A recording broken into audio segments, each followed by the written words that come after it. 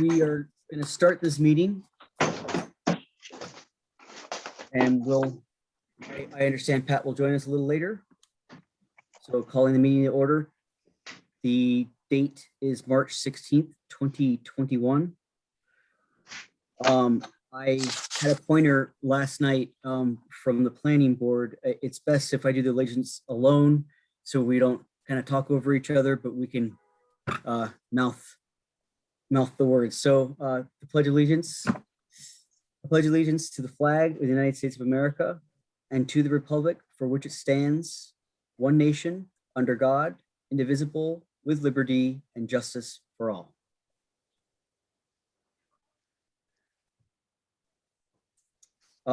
Amy, I'd like to ask you to read the meeting minutes from March 8th. Okay. A regular meeting of the Town of Tustin Zoning Board of Appeals was held March 8th via Zoom with the following members present. Nico, Chairman, Pat Hawker, Rich Norton, Steve Weston, Jim Agar, absent Steve Stewart, and one member from the public and town clerk. The regular meeting was open at 7:30 p.m. following the Pledge of Allegiance. Resolution 01-2021 on motion by Norton, second by Weston. The following resolution was adopted ayes 4, nays 0 to accept the November 2020 minutes. New business was a new ZBA application proposed. Resolution 02-21, a motion by Norton, second by Weston. The following resolution was adopted ayes 4, nays 0. Resolved to accept the new ZBA application. Kathy and Thomas Michelle, 42 School Street, Narrowsburg, New York, SBL 14-1-7.2. The town attorney needs to review this application. The meeting has been tabled until March 16th at 6:30 p.m. There being no other board or public comment, motion made to close the meeting or table the meeting at 7:52 p.m. Thank you, Amy. Does anyone have a motion for approval or comments? I have a motion to accept the minutes. Get a second. I'll second it. Thank you, Jim. Thank you, Rich.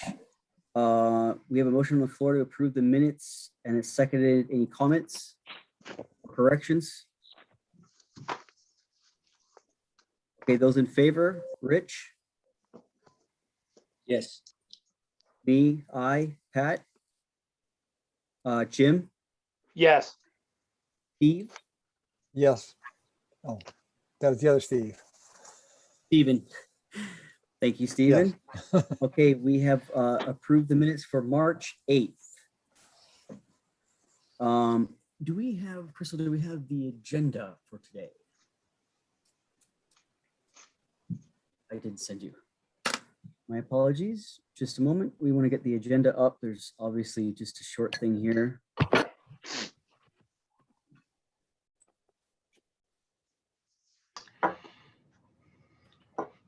Hi, Nico.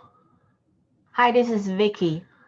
Oh, hi, Vicky. How's it going? Yes, I just have a question. Is this a motion, Kathy, our property is a neighboring at this property at all? I mean, we didn't receive any notice. Right. So, Vicky, we first of all, we don't have public comment at this time, and that is reserved for our public hearing. Yeah, we have not set that quite yet. But your question is valid, and we'll get to that when we have a public hearing, but that's not tonight. Okay. Yeah, just not quite understand. Sorry about that, because I just heard, some of you already approved this, so that's why I just bring this up.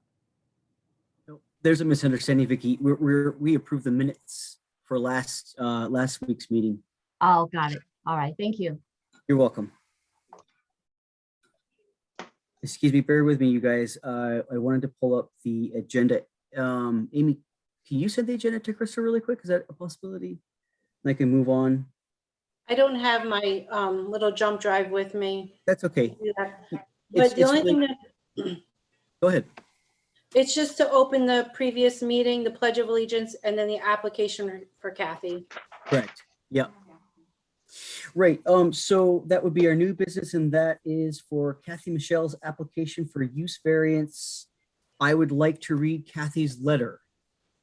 So that it, it describes what she is applying for.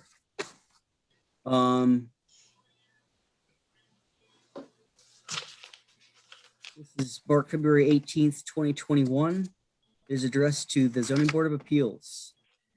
I'm submitting an application for use variance for the parcel property 14-1-2, which I own on Cackletown Road. This letter is to explain the reason for my request and to describe the hardship imposed by the zoning law.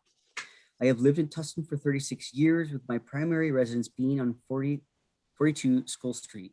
This property has about 150 feet of road frontage on School Street and then slopes downhill to the woods, where it slopes very steeply, then to the road below it, Grove Street. I also purchased a small house on 30 School Street in 1994, which has about 59 feet of road frontage. Excuse me.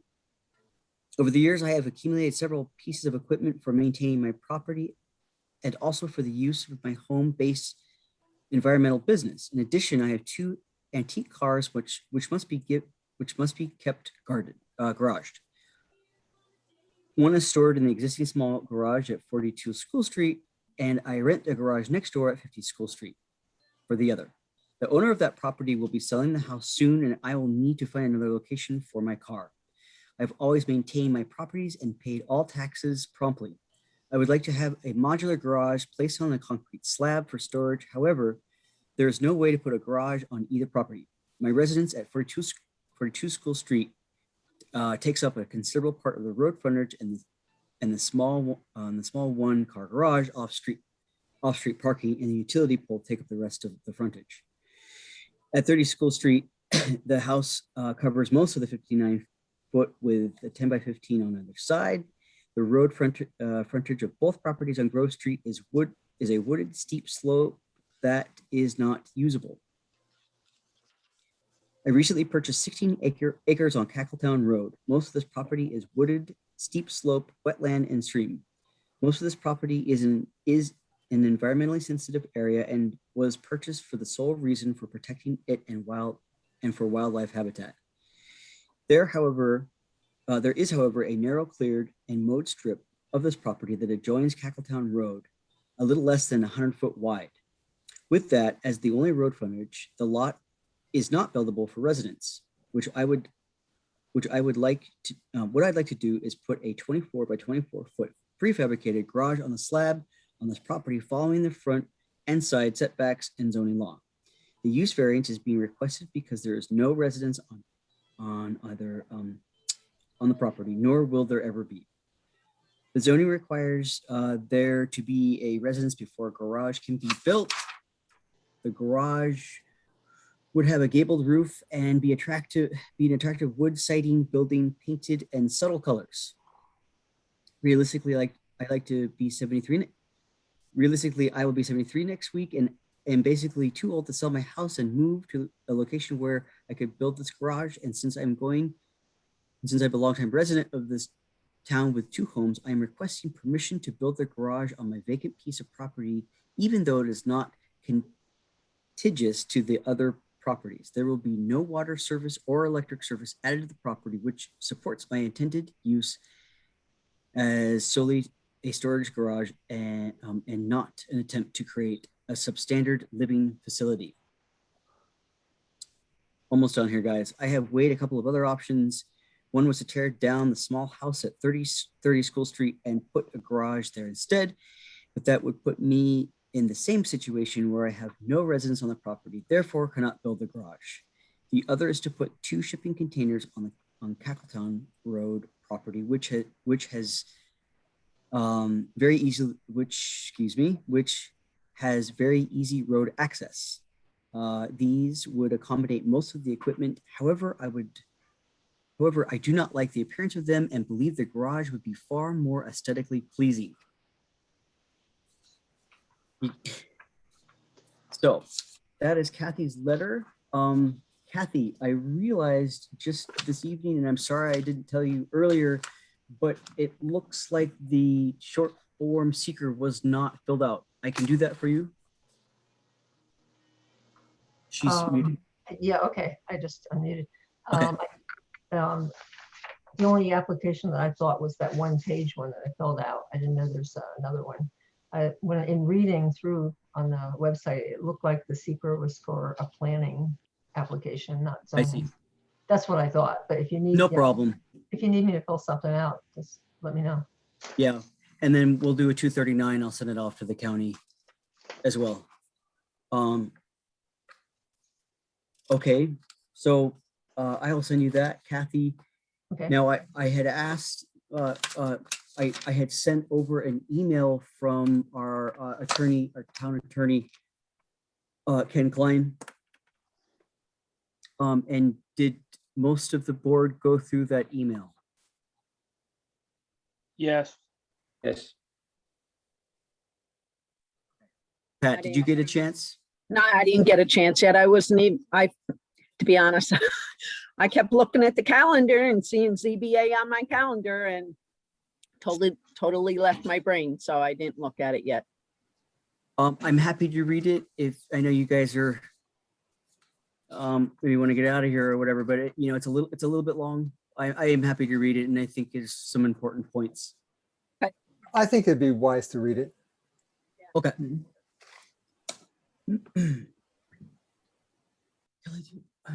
Crystal, sorry. Do you have any water? Is there like a bottle of water? Thank you.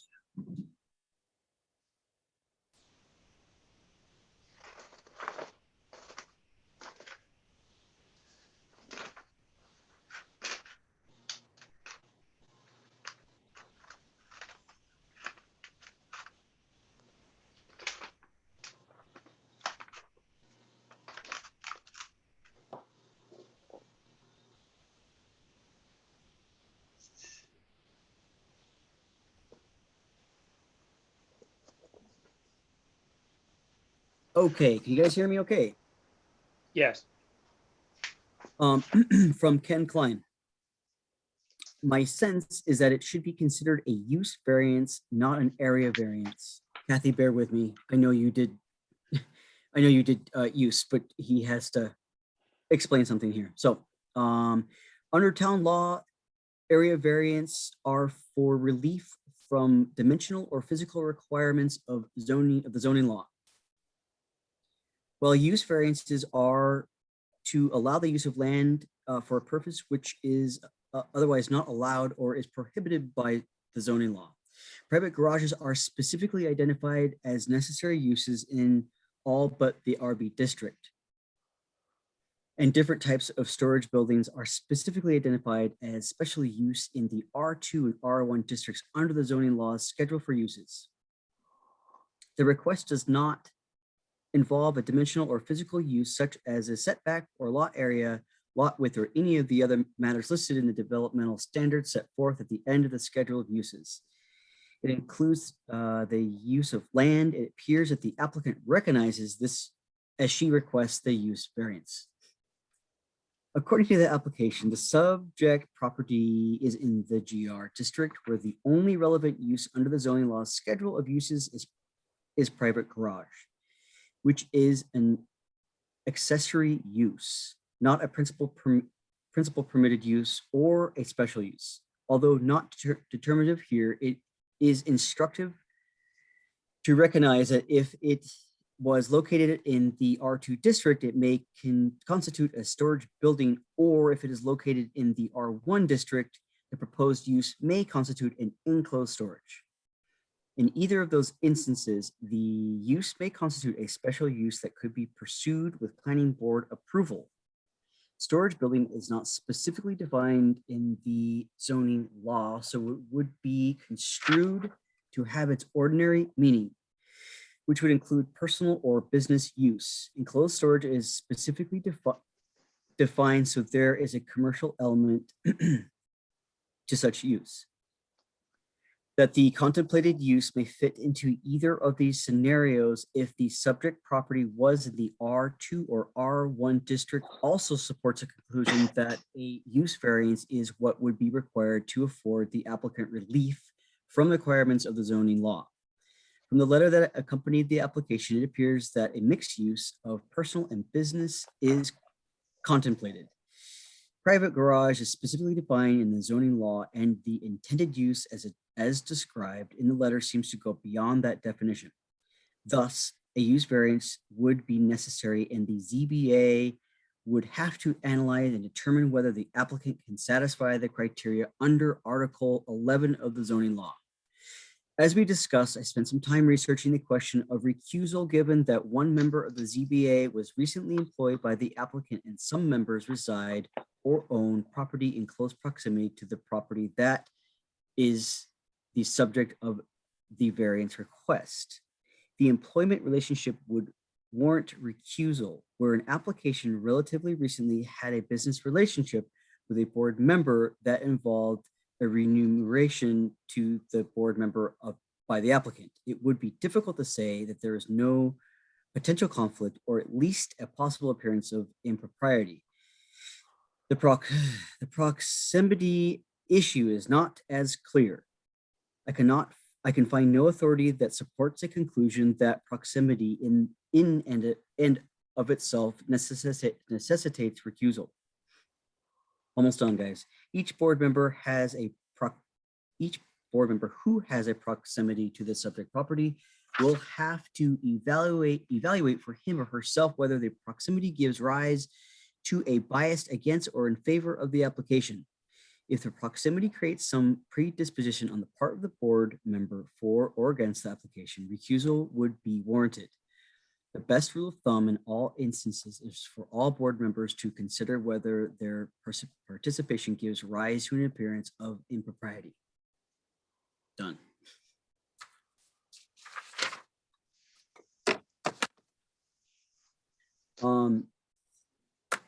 So there's that.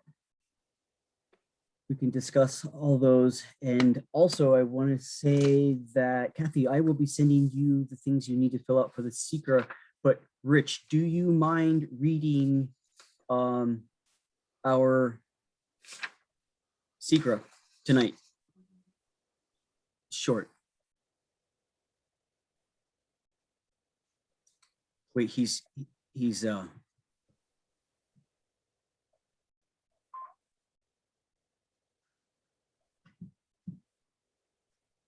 is he muted?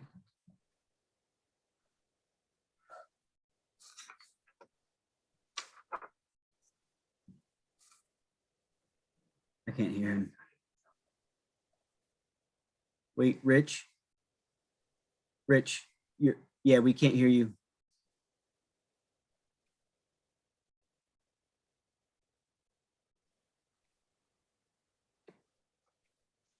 No.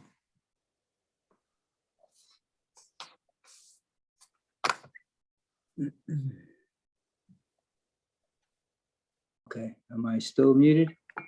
Perfect. We can hear you now, Rich. Thank Okay. you. Do you mind starting from question number 1? Sure. Does the proposed action only involve legislative adoption of a plan, local law, ordinance, administrative rule, or regulation?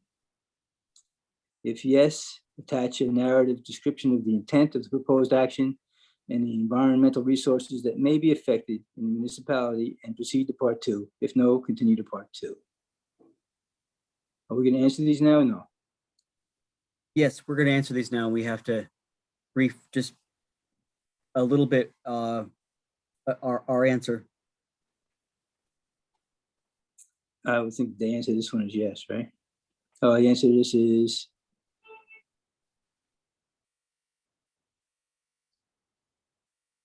Rich, actually, let me just back up really quick here. Sorry to do this, but maybe if we talk about the letter and also talk about the lawyer, just to brief on that really quick, so we can kind of digest that. It was a lot, and then maybe if we go to the secret, it might help us. How does that sound? I think that's a good idea. So I'll open the floor for questions or comments or concerns specific to, in any of this, the lawyer or, Kathy's letter? Yeah, members only, guys.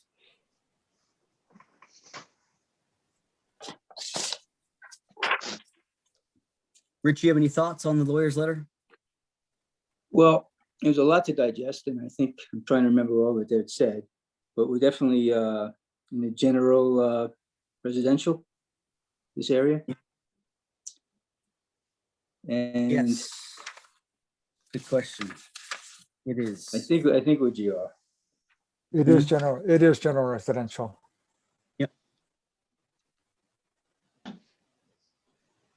And in GR,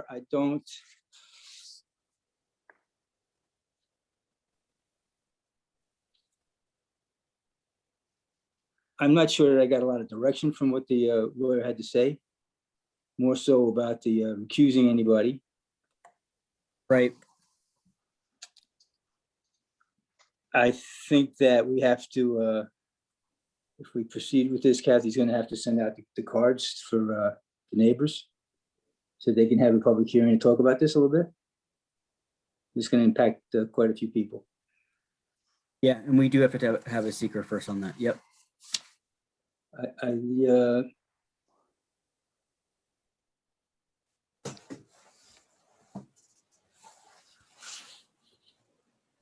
It would be a pretty important use variance if we should decide to allow a garage, or I guess it would be a storage building, Right. on that space with no house. And Could I make a suggestion? yeah, sure. Could we frame the comments more or less generally, so that we're not saying, I mean, this is a use variance that is asking to place an accessory structure on a vacant piece of property, which is not allowed in the town of Tustin. And that is kind of that is the issue that is before us. So rather than saying that piece of property, we're really This will impact interpreting. every piece of property in town. Exactly. And I think that will help us make a better and more informed decision if we look at it in that this kind of decision could be happening in Beaver Brook. It could be happening in Lava. It just happens to be happening in the general residential district on Cackletown Road. But it's the same issue of is it appropriate to provide a use variance for a non-complying use in the district that it's involved in. Yeah, that's said very well. Thank you, Steve.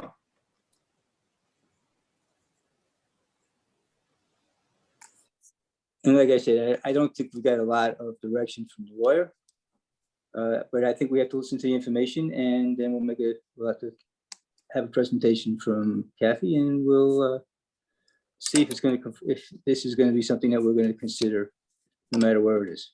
As Steve said, this is going to be this will alter the code, because this will be a precedent-setting decision. And remember, right, that's not necessarily tonight. Right.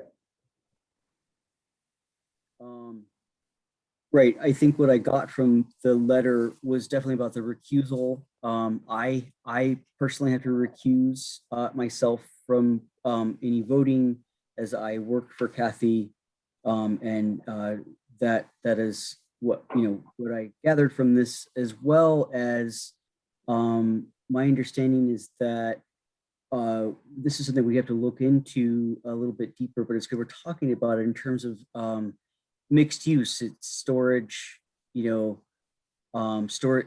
Is it storage building? If it is storage building, does it go before planning? do we send it over to planning?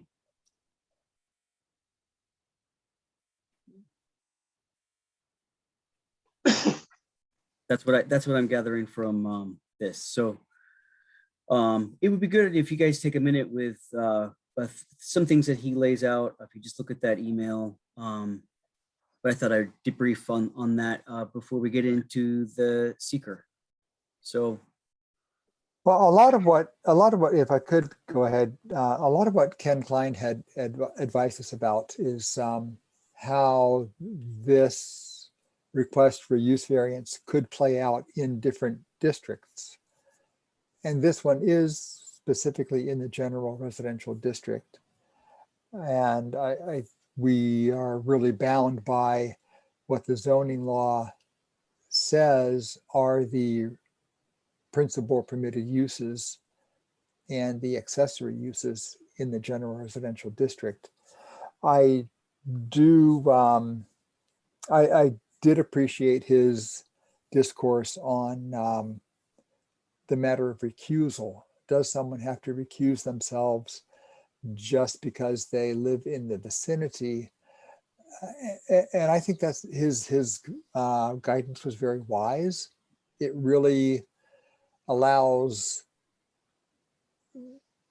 us as a zoning board of appeals and the public to really honor each individual's integrity, that they can make a decision based on the merits of the zoning law and not necessarily based on, I live next door, I live up the street.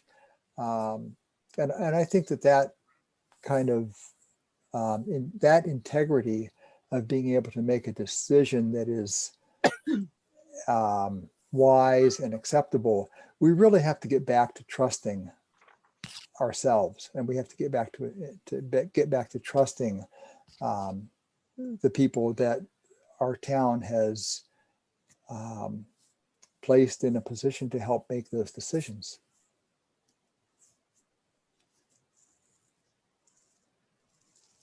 That's all. thank you. With that, are you guys comfortable moving forward with the questions from the short form seeker? Yes. Ask one question. Yes, Pat. Um, if we determine that it's, I forget what phrase somebody said. If it's more for commercial use as opposed to personal use, then it would have to go to the planning board. Is that correct? Yes, I brought that up just that's how I understood he Ken worded this. Let's see if I can find that again. Nico, could I clarify something about that? If you- Yes. Okay, Kathy. the pieces of equipment that I would use for work would be my side-by-side, the Polaris Ranger. That's what I use to plow my driveway. I take it to work to travel on pipelines. So basically that is the piece of equipment. It's nothing, it's a private, it's what I plow my driveway and with. And so, I can reword this, or when the time comes, you want me to make the presentation. It's really not, I don't have commercial vehicles, dump trucks, anything like that. It's basically the side-by-side. I use that for work. And we got a lot of tornado damage down there that we're still using the log splitter. So log splitter and buggy would be the things that, so if you need clarification on that, Okay. that's the only stuff. Yeah. Okay. Thank you, Kathy.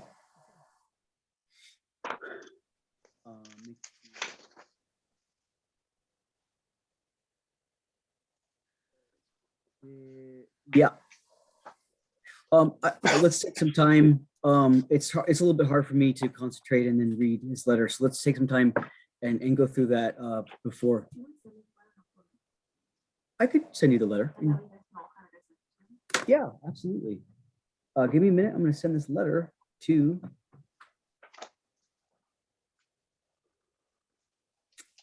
Crystal.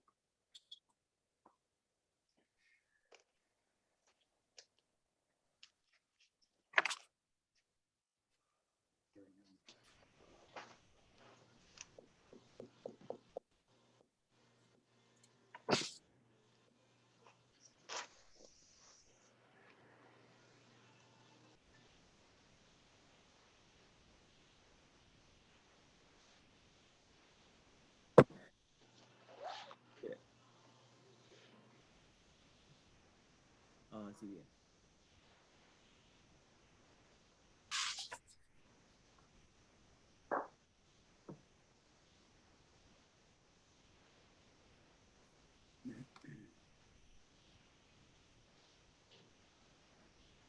I think I had a little bit of a disadvantage not being able to see a hard copy of what that is. So I'm trying to do it Yeah. from memory, and that's a challenge.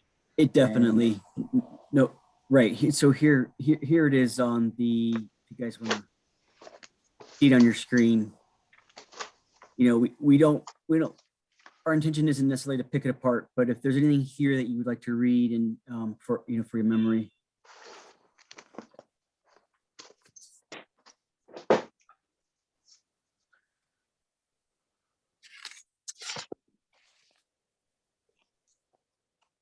Sit down. In the meeting. Rich, why don't we Yes. begin? And, you know, you guys can at your leisure read this letter, but why don't you begin, Rich, and we can just kind of check off the short form secret. Okay, number one, does the proposed action only involve the legislative adoption of a plan, local law, ordinance, administrative rule, or regulation? I would say that's a no, because we're I would not, say it's a no as well. Stephen, why? A little debrief, please. we are not promulgating a law. We're not approving a law. We're not suggesting a change to a law. What we are doing is responding to a request for relief from a zoning law. And it seems to me like that question is more related to if the town board was going to adopt a new plan or a new local law or a new ordinance.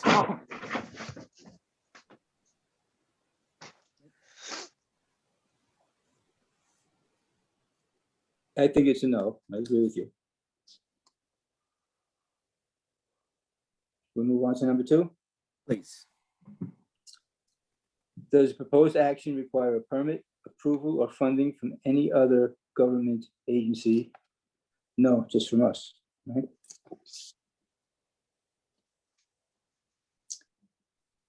Total acreage of the site proposed action. Whole Was it piece of 16 property, acres? correct? Would it be Yeah. the whole property, 16 acres? And the total acreage to be physically disturbed? Would be, Kathy, what, can you less make than a quarter. guess? Okay. Quarter or less. All right. Check all land uses that occur on, adjoining, and near the proposed action.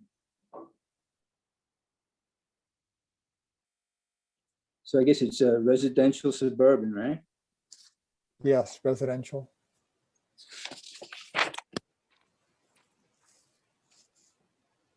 What about Is- rule? Is it not rule as well? I think it would depend on how we define rural. It's not in the rural development district, but it's certainly an undeveloped and undevelopable area that it abuts, which gives it a rural character. It's also aquatic because it abuts the Little Lake Erie, which is a teeming pool of aquatic life. And the use of the property in general is for animal habitat? That is what the applicant intended, that it was purchased to preserve it for a habitat area. Right.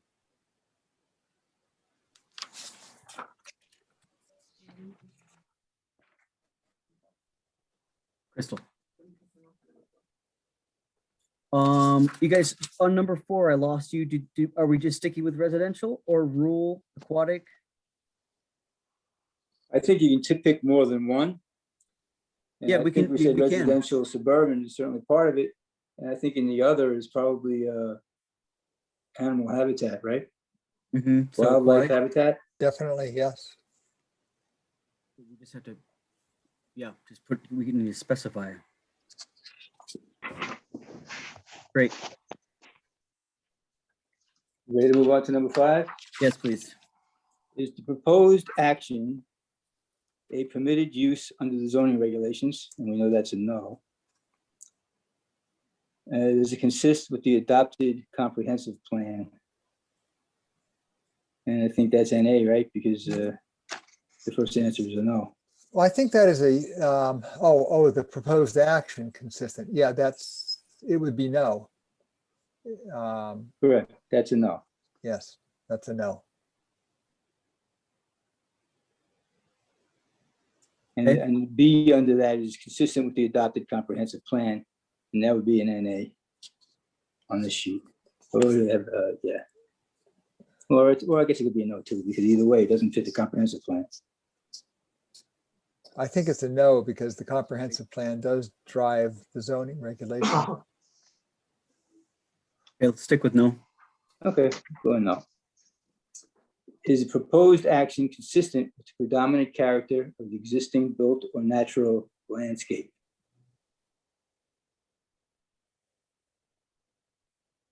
And I would say that's a no.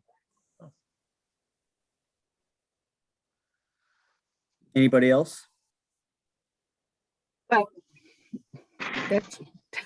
That's kind of a catch-22, isn't it? I mean, Also- Kathy's proposing that she would make the garage, blend somewhat with, the neighboring structures along with, a color that blends in with, Neutral colors. yeah, natural colors. So, I mean, I don't know which, That's a really good question, Pat. and I'm glad you brought it up because the proposed action, there are houses nearby. Now, a garage is different from a house, but the structure from the way the applicant described it sounds like it would not be obtrusive to the neighborhood, but yeah, so that's a good one. a couple shipping containers would certainly be obnoxious, a garage that looks like it, while it might not have a house right next to it, would look like it possibly belonged to one of the houses on the road. Good point.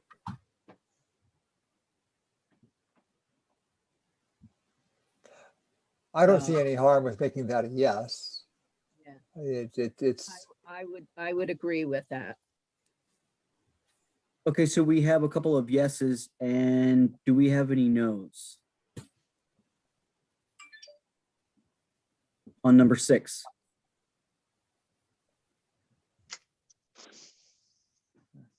No, I suppose not, because I would say it's a yes, because there's that camp there that I wish would be torn down, that is existing built. So there's a Pre-existing. bunch of houses, bunch of buildings. So okay, guys, are we marking yes for number 6? Yes. Pat? Jim? Yeah. Yes, that's fine. Steve? Steve? Weston? Is he here? I think he's muted. Oh, he's. Right here. I've been looking What at is you. You want to mark Okay. yes for number 6? Yes, correct? yes. I don't want to put words in your mouth, but I'm asking you, number 6, what would you like to mark? Okay. Yep. yes. Yes, that's correct. That's correct. Good point. Thank you. So since I am recusing myself from this, I ask Stephen to please, chime in. Yes.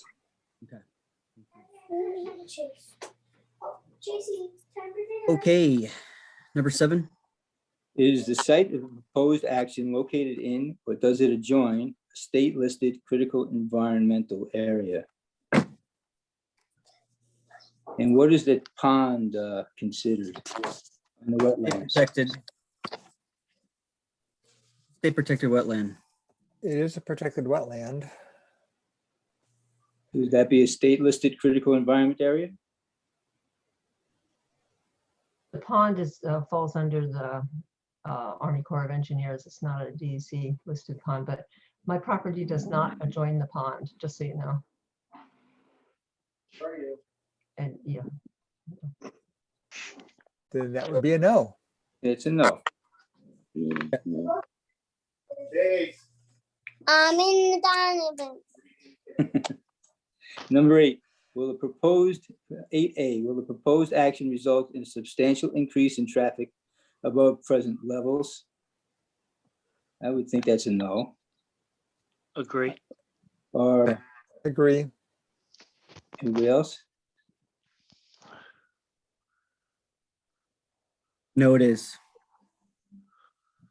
B, are public transportation services available at or near the site of proposed action? No. That's a definite no. Yeah. And C, are any pedestrian accommodations or bicycle routes available on or near site of proposed action? And that's a no as well. That's a definite no. That's correct.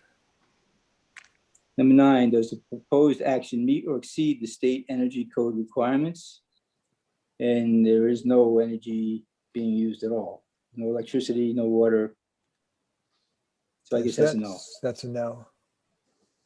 Number 10, will the proposed Actually, action? if I could, maybe in number 9, Yeah, I know that script line says if the proposed action will exceed requirements. Could we just put in there that the applicant intends to have no electricity and no heating and cooling to the building? It is cold storage only?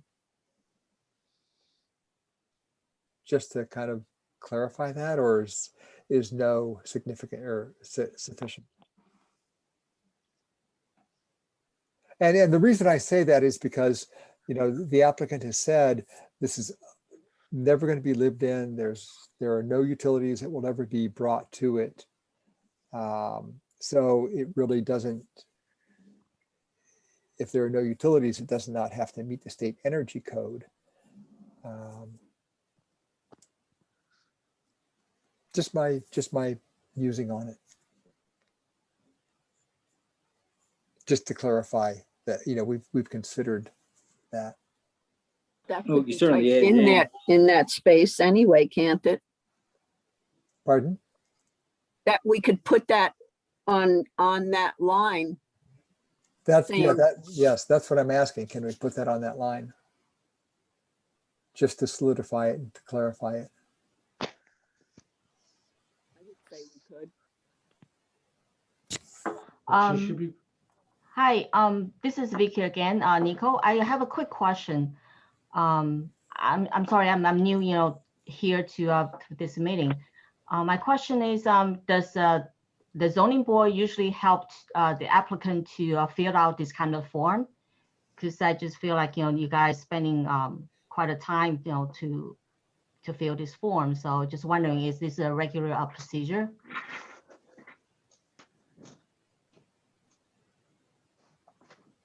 Yeah, Vicky, this is not time for public comment. This is a discussion between the board. And we take as long as we need. Okay, all right, thanks. Thank you. Rich, can you continue on with this whole secret? You know, as I have to recuse myself from this particular questionnaire. Okay, very good. Take your time. But would like to add numbers in number 9, that the proposal by Steve, that there will be no electricity, no water, no heating of any kind in this building. Well, I Number think we 10. should- Go ahead. For number 9, I think we should put that in, that the structure will be, you know, have no utilities and used strictly for cold storage. I agree. and then check no in the yes, no column.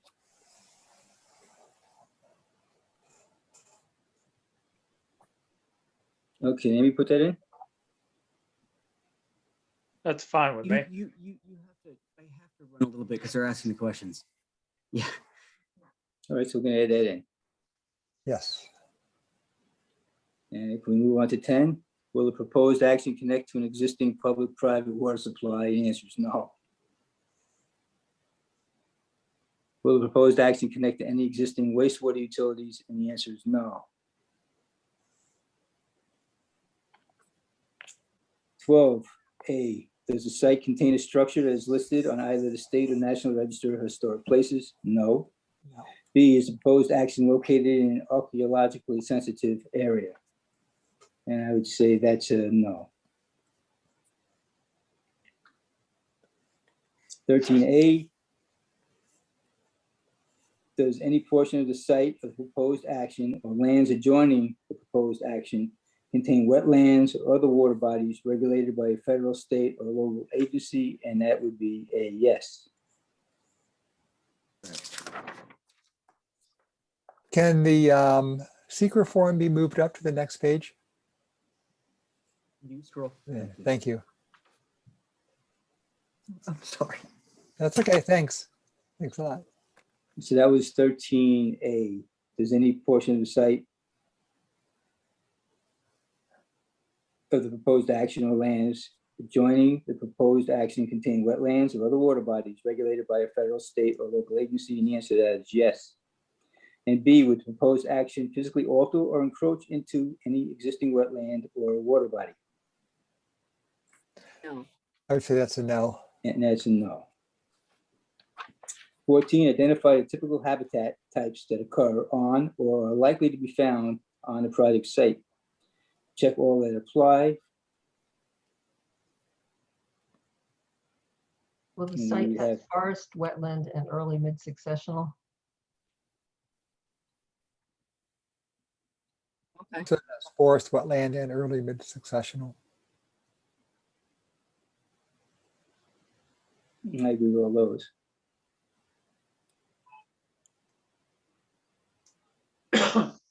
We're on 15. Does the site of proposed action contain any species of animal or associated habitats listed by the state or federal government as threatened or endangered? And I think that's a no. Is the project site located in the 100-year floodplain? That's a And no. that's a no. 17, will the proposed action create stormwater discharge either from point or non-point sources? And I would say that's a no. Agreed. Will stormwater discharge be directed to established conveyance systems, runoff and storm drains? That's a no because there are no established storm drains on that road. Exactly. 18, does the proposed action include construction or other activities that result in the impoundment of water or other liquids? For example, retention pond, waste lagoon, dam, and that's a no. That's a no. Has the site of the proposed action or an adjoining property been the location of an active or closed solid waste management facility? That's a no. That's no. Has the site of the proposed action or an adjoining property been the subject of remediation, ongoing or completed, for hazardous waste? And that's a no. No.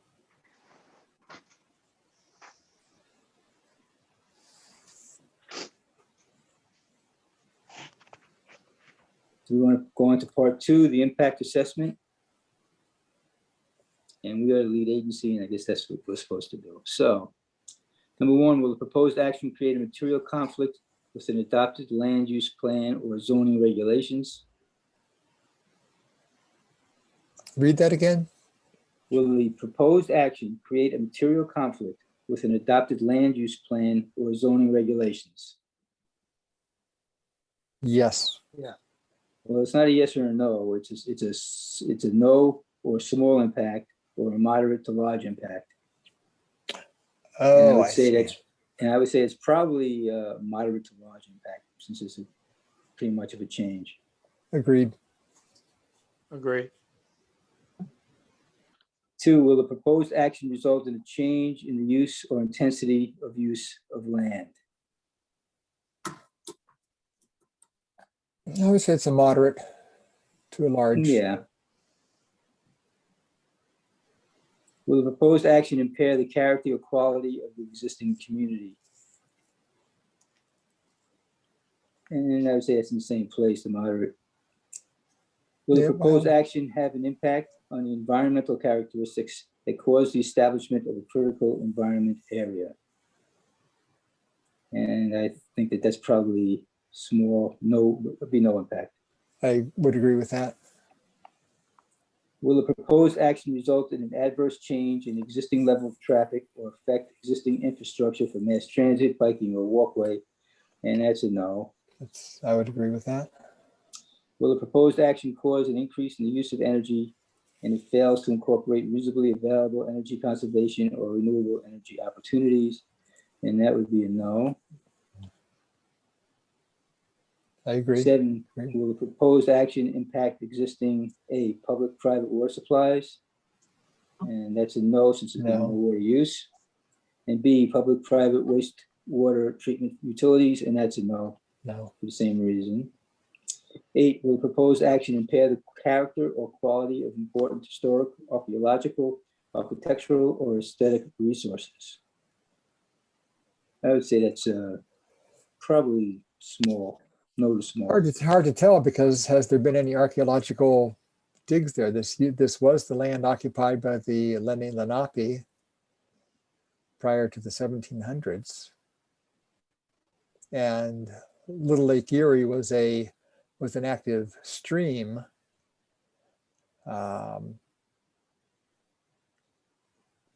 Well, I think where it talks about the important historic, would we know if it's important or not?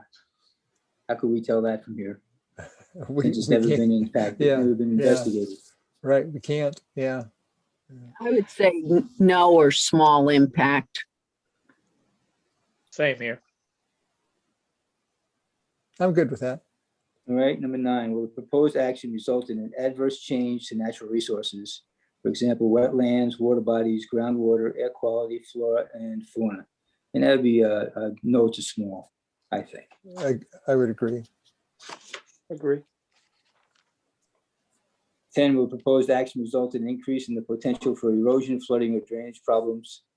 And I would say that would be no or small impact. I would agree.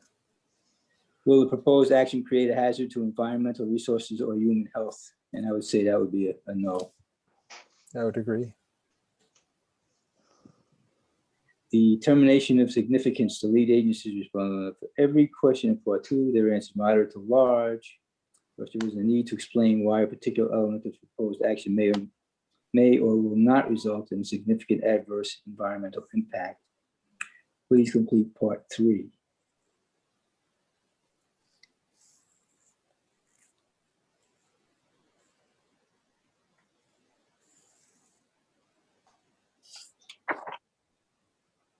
I don't think that I'm going to complete that off the top of my head.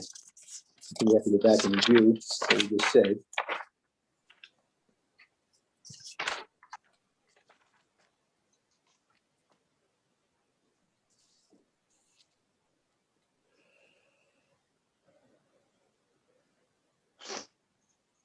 Thank you, Rich. Do you guys have any questions about this seeker? I I'm do good not. with it. I do not. Or can we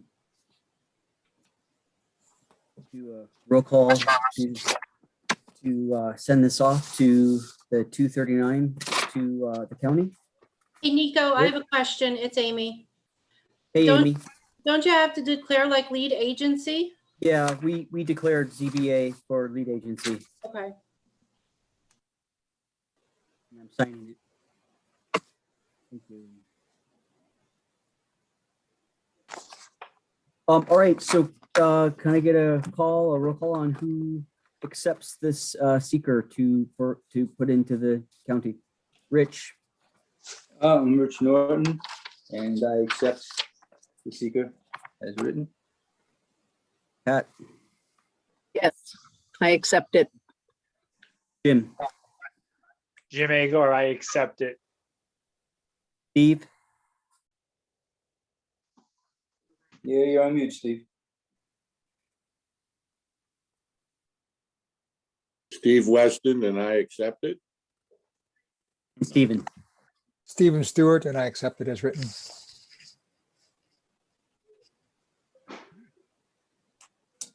And I abstain. I'm Nico, chairman, I abstain. Okay. All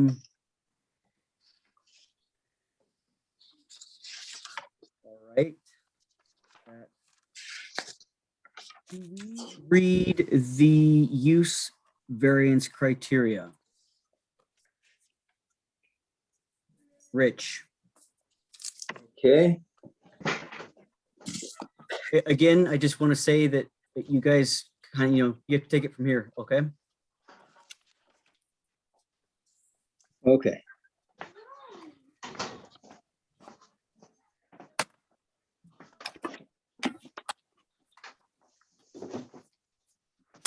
I'm trying to find the long form of this. I had the short form in my hand, but the,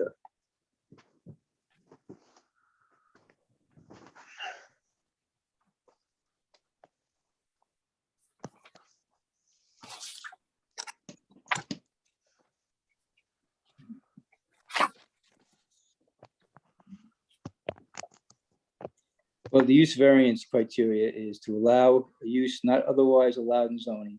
An applicant must demonstrate to the board unnecessary hardship. Such demonstration includes all the following for each and every permitted use. One, cannot realize a reasonable return, substantial as shown by competent financial evidence. Two, alleged hardship is unique and does not apply to substantial portion of district or neighborhood. Three, requested variance will not alter essential character of the neighborhood. Four, alleged hardship has not been self-created.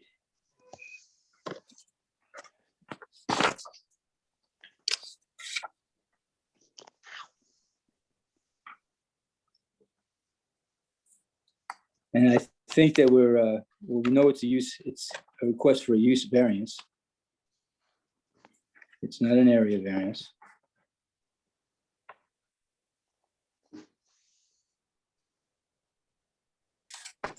I don't know if we're now at this point at a point where we should be setting up a public hearing. I'm back in, guys.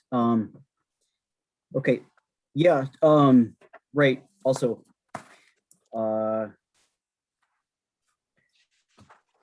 Do we want to set up for a public hearing April 12th?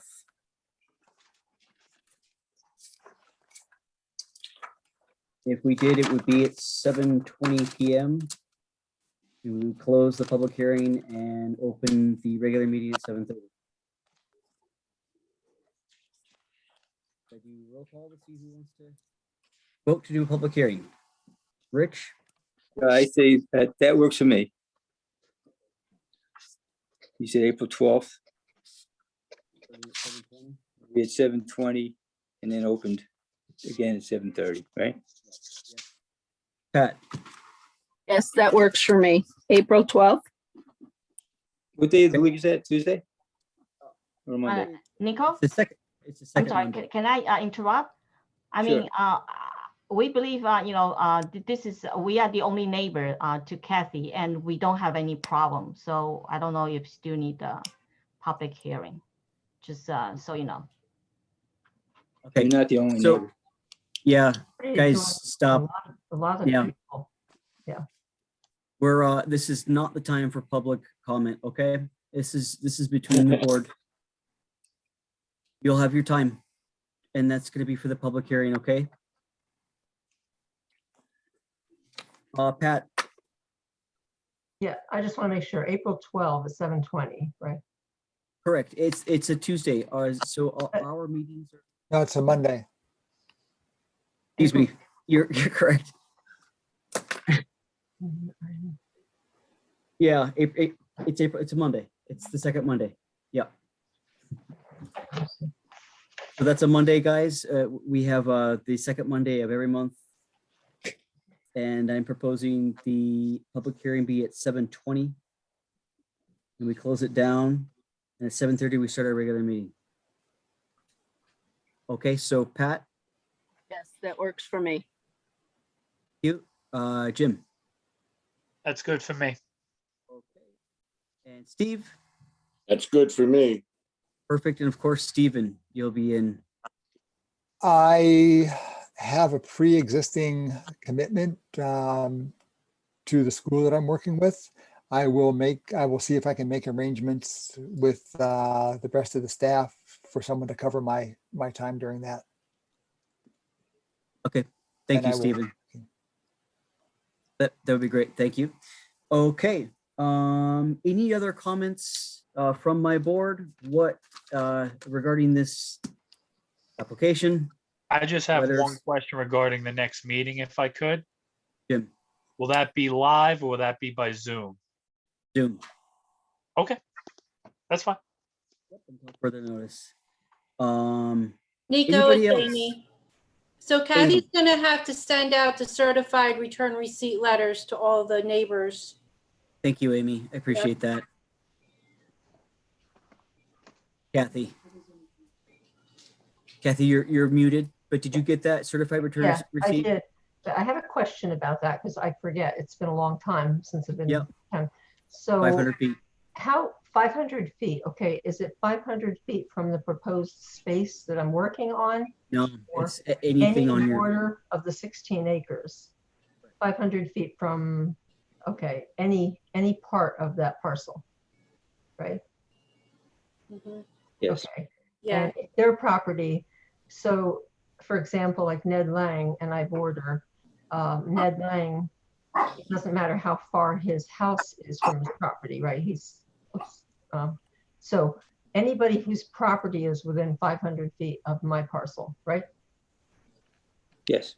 Okay, I just want, yeah, I can find it. I'll look on the tax map and find all the parcels, so. Okay, and they need the letters before this meeting, right? You have to have the response back, or at least the signed certificate that they got the letter. The cards, okay. And so I just have to tell them, I tell them what I propose to do in Yeah. the letters. yeah, well, yes. Kathy, we'll send you a letter of the instructions of what to Oh, do okay, and what to say to your neighbors. okay, What you're proposing. all right.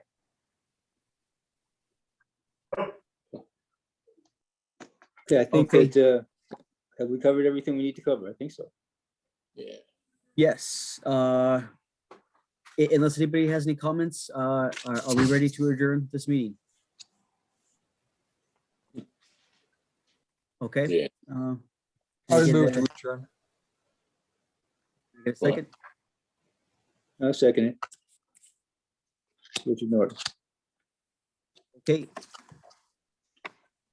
So we will be closing this meeting. It is March 16th, 2021. Roll call for closing this, Rich, Yes, can we, I move that we close the meeting? Pat, Yes. Jim, Yep, close the meeting. okay, Steve, Yes, close it up. perfect, and Steven. Yes. Thanks, guys.